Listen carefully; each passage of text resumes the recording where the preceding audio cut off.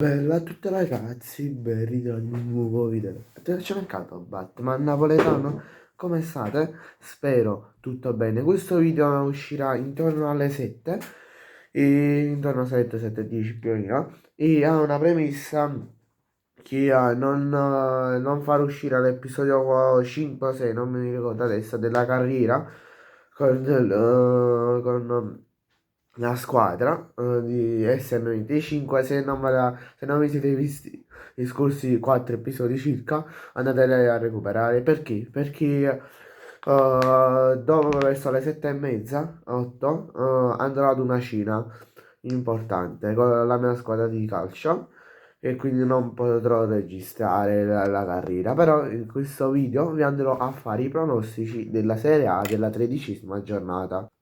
Allora, partiamo subito dalla prima giornata, che è Como Sassuolo, che inizierà venerdì intorno alle 20, 20:45.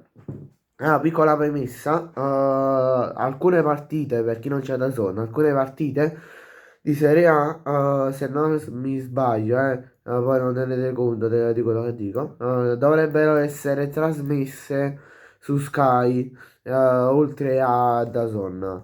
Una di queste partite dovrebbe essere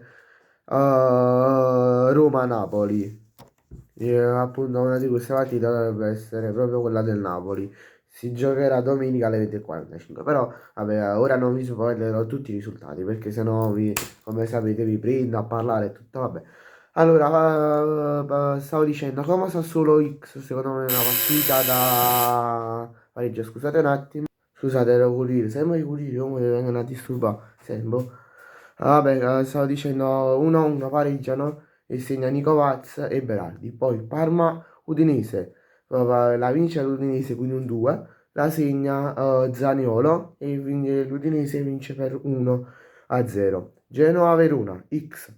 Secondo me non è quella partita che vediamo tanti gol, infatti perché giovane, secondo me non lo vedo per questa partita, non lo vedo tanto in forma e per il Genoa, visto che Norton Caffey è stato espulso, non vedo possibili gol. Poi Juve Cagliari segna Cop Mainers per l'1-0, quindi 1, e che si sbloccherà dopo tanto tempo. Milan-Lazio 1-0 per il Milan, quindi la va a vincere il Milan 1 e segna secondo me Luka Modric. Poi Lecce-Torino, partita da 2, la vince il Torino, segna Zapata per l'1-0. Molte partite, come vedete, sono per l'1-0 perché non penso che questa giornata saranno tanti gol, saranno in poche le squadre che segneranno tanti gol.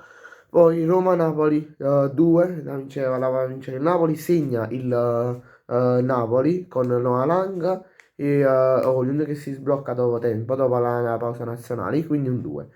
Pisa-Inter, X, pareggio 1-1, segna quadrato per il Pisa e Cialanoglu per l'Inter. Atalanta-Fiorentina, 2, la vince la Fiorentina che si sbloccherà dopo tempo, quella parola tempo la sto ripetendo sempre, però vabbè, segna Kenna per 1-0. Poi la va a chiudere il Bologna e la Cremonese come prima partita di dicembre, che è lunedì alle 20:45, prima dicembre. Va a vincere il Bologna per 1-0. Segna secondo me Castro. Bene ragazzi, grazie a tutti per la visione, ci vediamo nel prossimo video, mi raccomando lasciate un bel like e iscrivetevi al canale. Ciao!